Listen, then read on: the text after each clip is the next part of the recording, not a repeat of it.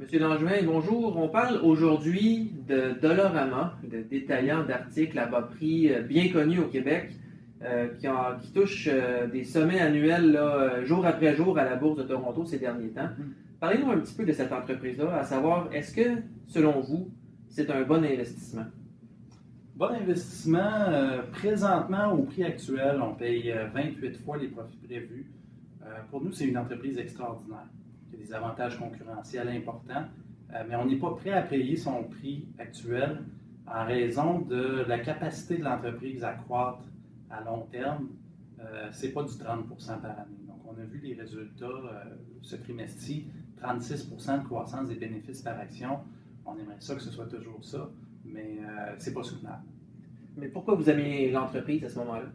On l'aime beaucoup parce que, en fait, il n'y a pas beaucoup d'entreprises où, si demain matin il y a une récession, on serait quand même content de la posséder. Elles sont rares, ces entreprises-là. Dollarama, c'est anti-récessionnaire. Les gens vont continuer d'y aller, peu importe la conjoncture économique. Et en même temps, ils ont un quasi-monopole dans l'Est du Canada.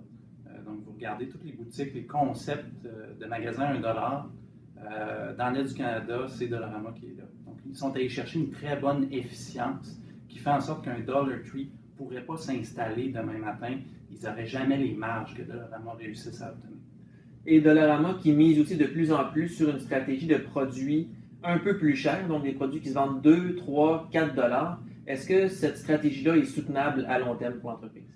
Ça, vous voyez, c'est vraiment intéressant. Longtemps, on a cru que le potentiel de croissance allait être limité en raison du nombre de magasins qui peuvent ouvrir au Canada sans se cannibaliser. En offrant des produits à prix plus élevés, ce qu'ils arrivent à faire, c'est qu'ils accèdent à des emplacements immobiliers qui sont plus chers qu'autrefois. Donc, ils peuvent ouvrir plus de magasins, générer des meilleures ventes. Donc, ça améliore le potentiel de croissance à long terme, mais à notre avis, pas encore suffisamment pour justifier le prix actuel. Et comme vous venez de le mentionner, vous trouvez que l'action est chère en ce moment.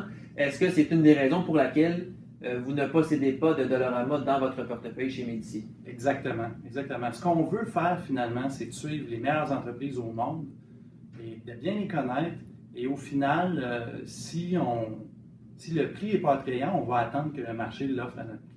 Vous savez, c'est rare une entreprise qui exécute toujours à perfection. Un jour, il arrive un élément, il arrive un problème quelconque, et c'est à ce moment-là que vous devez le ramasser. Donc, c'est pour ça qu'on ne le possède pas présentement.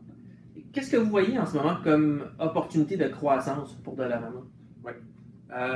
Longtemps, ils ont dit on va se rendre jusqu'à 1400 magasins au Canada et ensuite on va atteindre un point de saturation.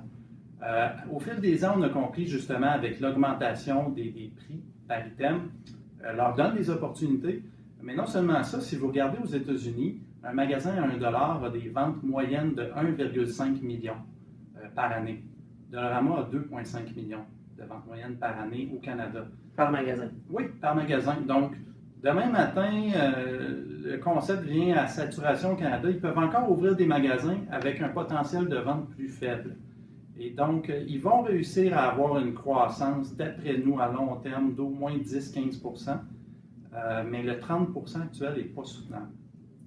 Merci beaucoup, M. Langevin. Merci.